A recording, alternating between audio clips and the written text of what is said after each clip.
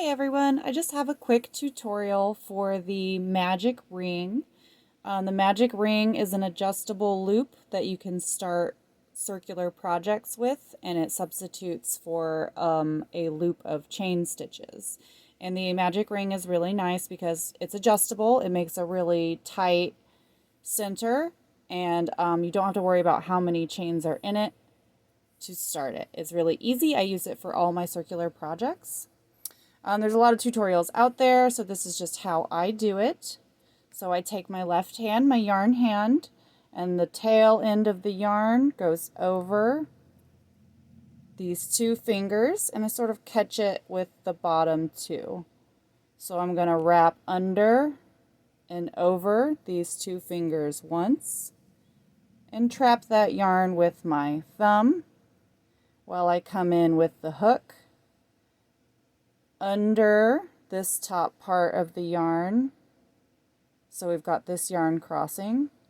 So this tail end, I'm going to follow that and do the loop at the top. And I'm going to catch this yarn trapped under my thumb and bring it under that loop. So now I have this pseudo chain in this loop, and I'm going to kind of juggle all that and grab the yarn with my other hand and wrap it and pull it through. That loop might be a little bit tight. It does take a little bit of practice, but once you have that first chain knot, it's like a slip knot now. That first chain counts as your first of the chain spaces for whatever stitch you need to do. I'm going to do double crochet. I'm just going to show you that one more time. So I have my yarn hand, drape the tail over that with the tail downward. You can use 3 fingers. I usually use 2.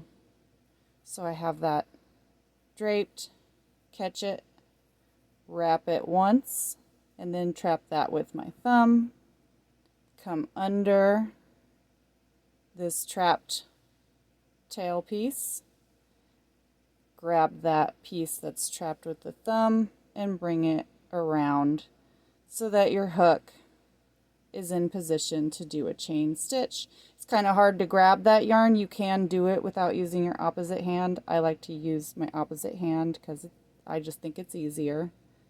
And pull that through.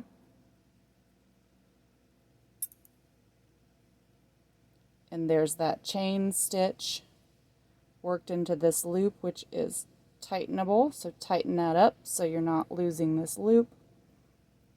And I usually move this yarn tail. It'll be wrapped. I usually move it out so it's kind of straightened. And I'm going to do some double crochet. So I'm going to chain 2 more to count for 3 chains.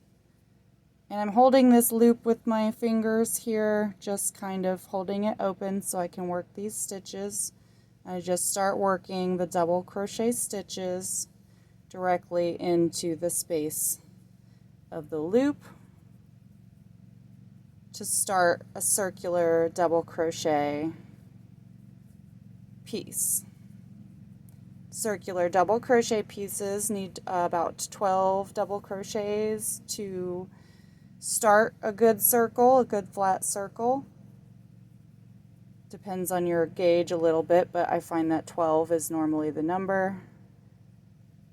1, 2, 3, 4, 5, 6, 7, 8, 9, 10, 11, and 12. So now that we've got those 12 stitches on this adjustable ring, we find that tail again, and just hold these stitches in place while you pull the tail to close that ring. I normally pull it pretty tight. And then you can join your round with a slip stitch in the first double crochet. And that's how you work a magic ring.